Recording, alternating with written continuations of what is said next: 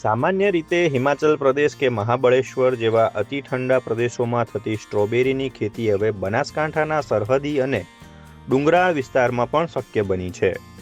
અમીરગઢ તાલુકાના ખારા ગામના એક પ્રગતિશીલ ખેડૂત પરિવારે પોતાની મહેનત અને સૂઝબૂઝથી આ અશક્ય લાગતા કાર્યને શક્ય કરી બતાવ્યું છે।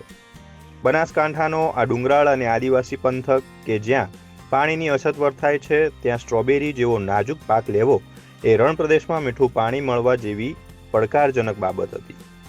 પરંતુ યોગ્ય માર્ગદર્શન મેળવી ખેડૂતે પોતાના ખેતરમાં અંદાજે 1500 જેટલા સ્ટ્રોબેરીના છોડનું વાવેતર કર્યું હતું। ખેડૂતે આ ખેતીમાં રાસાયણિક ખાતરના બદલે સંપૂર્ણપણે જૈવિક ખાતરનો ઉપયોગ કર્યો છે। સાથે જ પાણીની બચત માટે ટપક સિંચાઈ પદ્ધતિ અપનાવી છે। પરંપરાગત ખેતી છોડીને આ નવો પ્રયોગ કરવાથી ખેડૂતની આર્થિક સ્થિતિમાં મોટો સુધારો આવવાની આશા છે। ખેડૂત પરિવારની આ સફળતા જોઈને પંથકના અન્ય ખેડૂતો પણ બાગાયતી ખેતી તરફ વળવા પ્રેરાયા છે। ખારા ગામે અમારા ફાર્મ હાઉસ ઉપર ખેતી કરી છે અમે સ્ટ્રોબેરીની, જેના અંદર અમે 1500 છોડ લાયા હતા આ વર્ષે, કેવી કે જે બનાસકાંઠાના નિર્દેશન પદ્ધતિ દ્વારા અમે ખેતી કરી છે, ગ્રો કવર મલ્ચી ટપક દ્વારા।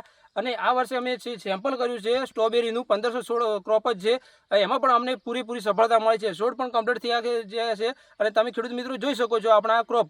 તો ખેડૂત મિત્રો, આ જે ખેતી કરી છે સ્ટ્રોબેરીની, જે આપણા અમીરગઢ તાલુકાના અંદર પહાડી વિસ્તારના અંદર પાણીની અછત હોવા છતાં પણ આ સ્ટ્રોબેરીની ખેતી થાય છે, એના અંદર પાણીની પણ કંઈ વધારે જરૂર નથી હોતી। તમે પણ આવી રીતે નવી નવી ખેતી કરો, નવી નવી પદ્ધતિ અપનાવો, ટેકનોલોજી દ્વારા ખેતી કરો, જેથી કરીને આપણે જે ખેતીની સફળતા મળે। કારણ કે અત્યારે જો આ બીજી પાકો કરતાં નવી નવી ખેતી કરવી અને આના અંદર ઉત્પાદન પણ સારું મળે છે અને તમારું પ્રોત્સાહન થશે। ખેડૂત મિત્રો, જે અમીરગઢ ખાતે જે આ ખેડૂત સંમેલનની મિટિંગ કરવામાં આવી હતી, એમાં મારા પપ્પાનું સન્માન કરવામાં આવ્યું હતું સ્ટ્રોબેરીનું, જે અમારે સ્ટ્રોબેરીનું વાવેતર કર્યું છે। જેના કારણે તો હું તમને બધા ખેડૂત મિત્રોને વિનંતી કરું છું કે તમે પણ આવી રીતે નવી કંઈક ખેતી કરો ટેકનોલોજી પદ્ધતિ દ્વારા। મારું નામ માજીરાના જીતેશભાઈ કાંતિભાઈ, ગામ ખારા, તાલુકો અમીરગઢ, જિલ્લો બનાસકાંઠા।